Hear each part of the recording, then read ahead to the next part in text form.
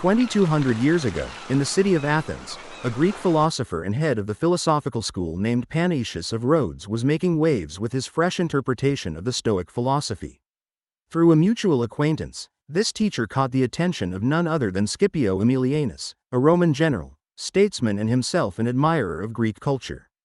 Impressed by Panaetius's more practical approach to Stoicism, Scipio invited him to Rome to be his advisor.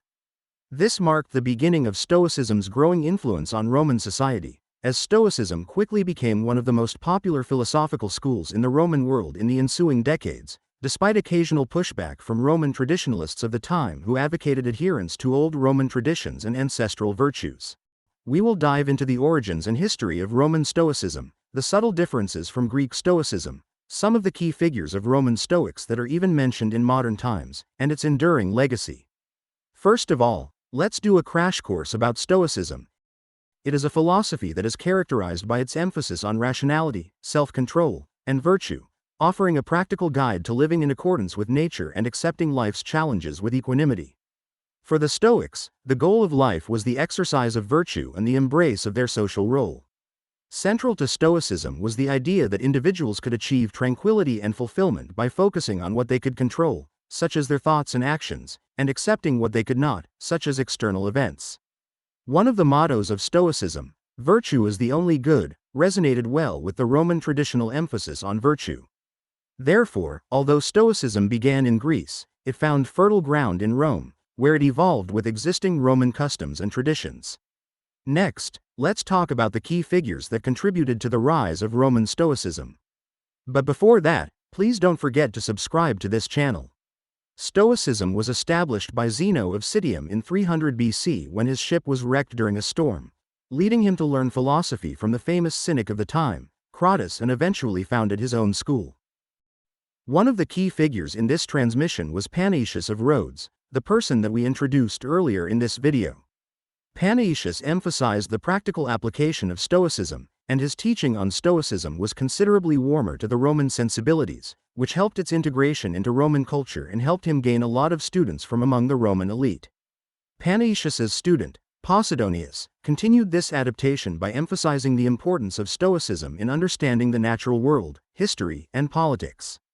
Posidonius traveled extensively across the Roman territories. As the successor of Panaetius, Posidonius spread Stoicism to the Roman world with his lectures and writing, and he was personally known by many Roman elites, such as Cicero and Pompey.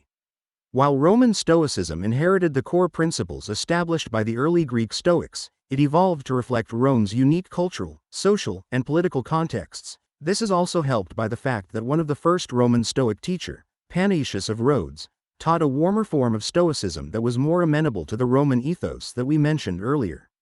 One significant difference was the shift from a theoretical focus to a practical one. The earlier Greek Stoics were deeply interested in metaphysical questions, such as the nature of the universe and the existence of the divine, and they established a comprehensive philosophical system that integrated logic, natural philosophy, and ethics. In contrast, Roman Stoics prioritized practical ethics and the application of Stoic principles to daily life and governance.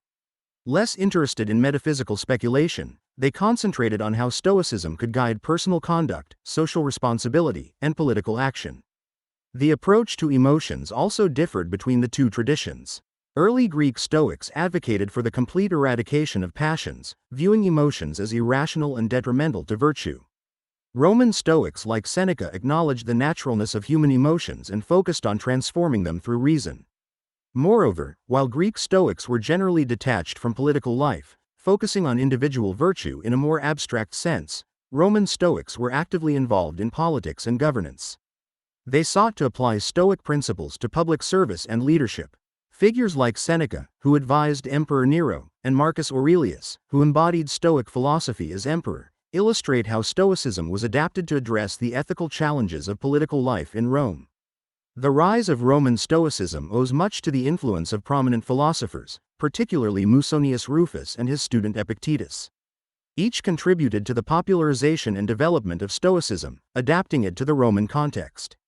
Musonius Rufus, often called the Roman Socrates, was a highly respected Stoic philosopher known for his emphasis on practical ethics and the application of philosophy to daily life. Born into an equestrian family, Musonius believed that philosophy should guide how people live, not just how they think. He advocated for the equality of the sexes in education, insisting that women should receive the same philosophical training as men, a progressive stance for his time.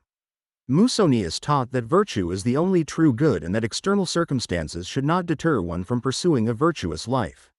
His teachings profoundly influenced his student Epictetus, who would later become one of the most significant Stoic philosophers. Musonius's commitment to living according to Stoic principles, even in the face of exile by Emperor Nero, exemplified the Stoic ideal of endurance and integrity. Seneca, a tutor and advisor to Emperor Nero, was one of the most influential Stoic thinkers in Rome. His writing is highly accessible, and he is regarded as one of the most interesting Stoic. Seneca's version of Stoicism emphasized the necessity of ethical behavior in both public and private life. He advocated for the moderation of destructive emotions such as anger using reasons, and his works addressed the struggles of living in an often corrupt and chaotic political environment, yet he consistently promoted virtue and rationality as the highest human goods. Next, Marcus Aurelius, the Roman emperor. He represents the apex of Stoicism in Roman culture. His personal reflections, recorded in his book Meditations, are a testament to the influence of Stoic philosophy at the highest levels of Roman society. As emperor, Marcus Aurelius dealt with constant warfare, plague, and political strife. His Stoic reflections, written as a form of self-guidance, reveal his commitment to Stoic principles, especially the belief in rationality, duty, and the acceptance of fate.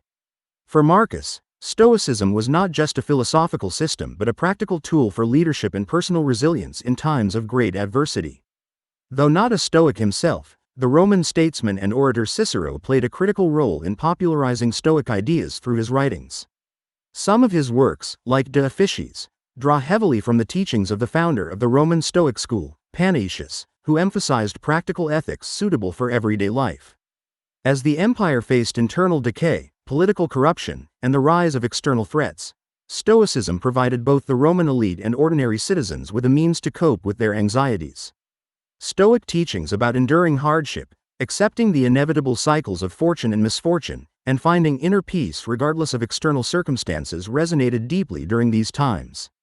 Stoicism's downfall during medieval era intersected with the spread of Christianity. While Christianity and Stoicism shared common themes, more so than the other philosophical schools of the time such as Epicureanism, there are certainly some differences between the two. Christian thinkers, particularly St. Augustine, were critical of certain aspects of Stoicism, especially its emphasis on self-reliance and rationality without reference to divine grace.